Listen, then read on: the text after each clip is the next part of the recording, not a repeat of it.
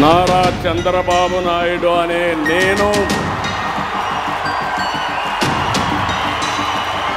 శాసనం ద్వారా నిర్మితమైన భారత రాజ్యాంగం పట్ల నిజమైన విశ్వాసం విధేయత చూపుతానని భారతదేశ సార్వభౌమాధికారాన్ని సమగ్రతను కాపాడుతానని ఆంధ్రప్రదేశ్ రాష్ట్ర ముఖ్యమంత్రిగా నా కర్తవ్యాలను శ్రద్ధతో అంతఃకరణ శుద్ధితో నిర్వహిస్తానని భయం కానీ పక్షపాతం కానీ రాగద్వేషాలు కానీ లేకుండా రాజ్యాంగాన్ని శాసనాలు అనుసరించి ప్రజలందరికీ న్యాయం చేకూరుస్తానని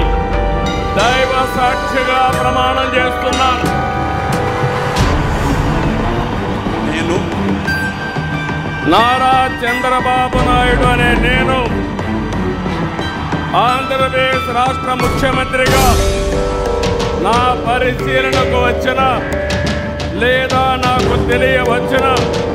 ఏ విషయాన్ని